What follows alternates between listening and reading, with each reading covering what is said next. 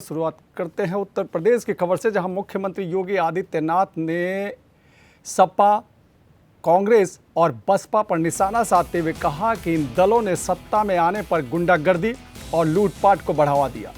उन्होंने कहा कि पिछली सरकारों ने एक जनपद एक माफिया की नीति अपनाई, जिसके तहत माफिया विकास योजनाओं में डकैती डालते थे और गरीबों के हक छीनते थे।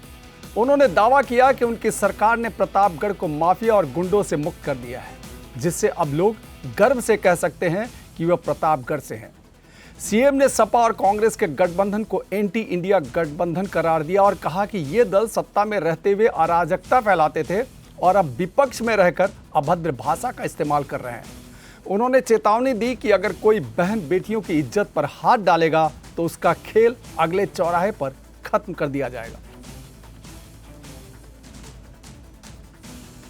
उत्तर प्रदेश सरकार ने माफिया मुक्त, दंगा मुक्त, गुंडागर्दी से मुक्त प्रदेश की बात कही नहीं, बल्कि इसको करके दिखाया है।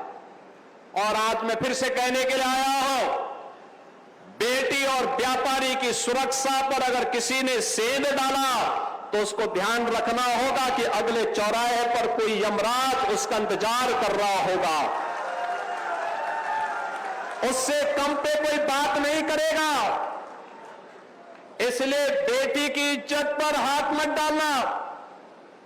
तुरंत अगले चौराहे पर फिर उसका काम तमाम होने वाला है।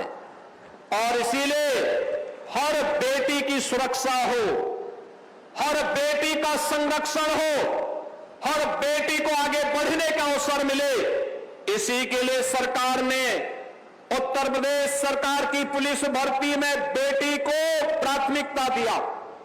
आपने देखा होगा अभी हाल ही में उत्तर प्रदेश पुलिस में 60,200 से अधिक पुलिस भर्ती की कार्रवाई संपन्न किया। 12,000 से अधिक बेटियां उसमें भर्ती होकर के गई। 12,000 से अधिक प्रतापगढ़ की बेटियां भी उसमें भर्ती होने हुई हैं। अभी कल ही हमने एक नियुक्ति पत्र वितरण का कार्यक्रम किया।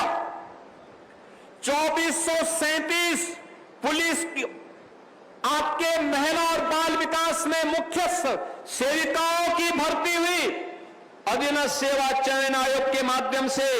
आप आश्चर्य करेंगे, ये 2437 में से 2425 में केवल बेटियां भर्ती हुई हैं, बेटियां भर्ती हुई हैं।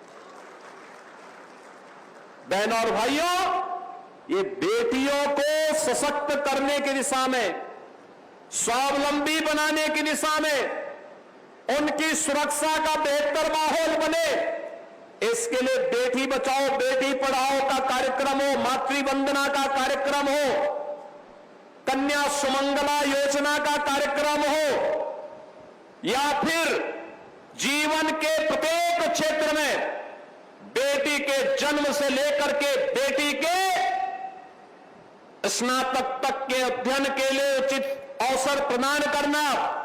शादी योग्य बेटी हो गई है तो प्रदेश सरकार मुख्यमंत्री सामूहिक विवाह योजना के माध्यम से बेटी की शादी के लिए 1 लाख रुपए का अनुदान उत्तर प्रदेश सरकार उपलब्ध करवा रही है।